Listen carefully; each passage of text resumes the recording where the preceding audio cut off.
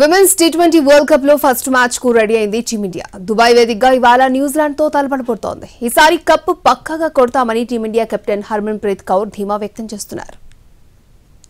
ICC మహిళల T20 ప్రపంచ cup లో ఇవాళ భారత్ వర్సెస్ న్యూజిలాండ్ మ్యాచ్ జరగనుంది. పొట్టి సమరం మొదటి మ్యాచ్ లో గెలిచి కప్ వేటను ఘనంగా ప్రారంభించాలని హర్మన్ప్రీత్ సేన ఉవ్విళ్లూరుతోంది.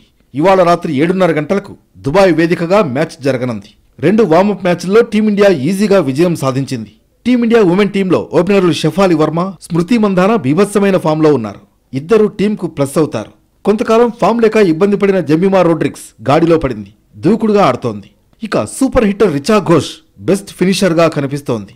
3వ స్థానంలో బ్యాటింగ్కు వచ్చే హేమలత పరుగుల వరద పారించడానికి కసరత్తు చేస్తోంది. టీమిండియా బౌలింగ్ కూడా చాలా బలంగా ఉంది. దీప్తి శర్మ, రాధా, ఆశా శోభన, శ్రేయాంకలు అద్భుతంగా రాణిస్తున్నారు. బౌలింగ్తో పాటు బ్యాటింగ్లోనూ సత్తా చాటుతున్న దీప్తి శర్మ, పూజా వస్త్రాకర్ ఆల్రౌండర్లుగా ఉండడం మనకు ప్లస్ పాయింట్. స్పిన్, పేస్ ఇలా రెండింట్లోనూ మన వాళ్లు పటిష్టంగా కనిపిస్తున్నారు. సాధారణంగా యూఏఈ పిచ్లు స్పిన్కు అనుకూలంగా ఉంటాయి. టీమిండియా స్పిన్ విభాగం బలంగా ఉంది.